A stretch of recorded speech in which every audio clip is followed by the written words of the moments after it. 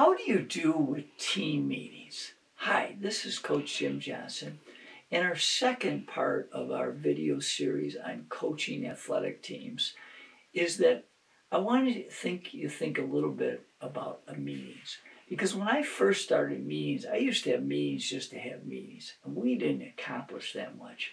But then I realized that if you're going to have a meeting, there should be a real purpose, and you should be really effective with all your meetings. They should not be boring. They should be to the point and get people involved in your meetings. So I'm going to take you through in this video of the different types of meetings and give you some ideas and some suggestions that you can use to make your meetings more effective as you go through the season. How effective are your team meetings? How often do you hold meetings with your team? Are your parents involved? Are they effective? There's a lot you can do to prepare for these meetings and make them more engaging with your audience. In this video, in the second part of my Coaching Tactics mini-series, I will give you 3 main meetings that I hosted with my team during my coaching career and give you some tips on how you can implement them in your process as well. Starting out, the first meeting is your opening day meeting. Very important. The meeting done on opening day of your trials was an introduction to our 10 commandments to make, stay, and play in our program at Greece Athena High School. Also, we would discuss personal mission statements, the team mission, also how we're going to be successful together. I also established the 3 main focus areas of our foundational triangle or our core values. Number 1 was constant and never-ending improvement. We called that KANAI, where we were going to grow each day. Number 2, work ethic, second to none. And third, be an unselfish team player. We also would talk about, on our second meeting, the team goals and expectations. I would invite all our players to my home to have this meeting, and we would talk about our non-negotiables, and we'd always talk about always being on stage, school rules like no drugs and alcohol. We would also do an effective activity. We would draw a large symbol like a heart on a piece of paper, and we would proceed to write items that each team member would contribute. The things we wanted to see, we would write inside the symbol, like playing hard, being positive, sportsmanship.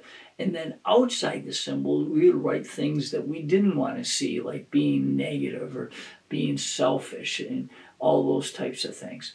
So really, that's a nice little way to give you a foundation. We also discussed our goals as a team, both on the court, record of our season, postseason accomplishments, and off the court, like academics, community service. We also voted for our captains at this meeting, and everyone got a say on who was going to be captain. We would also watch a goal-setting video to start to establish roles on the team as well. Next meeting was our parents-players meeting. This was hosted at the school, which also not only included our 3 teams, but included all the parents. At this meeting, we wanted to give the parents and the players a voice. So the first thing we do is we would introduce the 10 commandments. We would cover that. And then we would go over any fundraising ideas or any information that we had for the season, so we would get everybody involved. Then the last part was the most powerful thing that we did with our parents' players, and that was we gave them a say.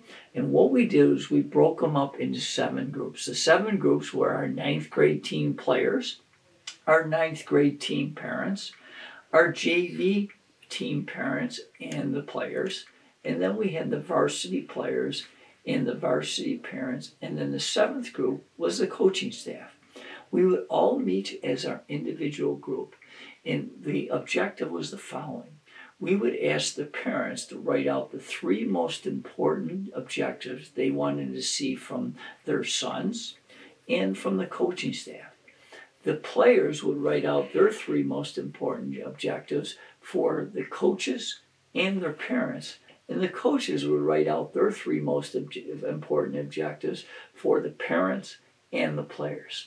Then what we would do is we'd have a representative from each group stand up and share those 3 keys for each group. So it was very clear what the expectations for each other, and that helped us get off to a great start with our season. Certainly we had other meetings during the year, but I think to give you a great foundation, remember those 3 really important meetings. That first day practice, get your ideas out on your expectations, your program mission, your non-negotiables, some of the things we talked about. Secondly is having that team goals meeting where we get our captain's pick, we give team goals, we go over rules and expectations, and we also set up individual meetings and share how to set individual goals to help establish roles on their team. I always did that at my house. And then that third meeting review is so powerful to have that parents-players meeting. So in using an activity like we did where we got some communication of expectation, helped our season get off to a great start.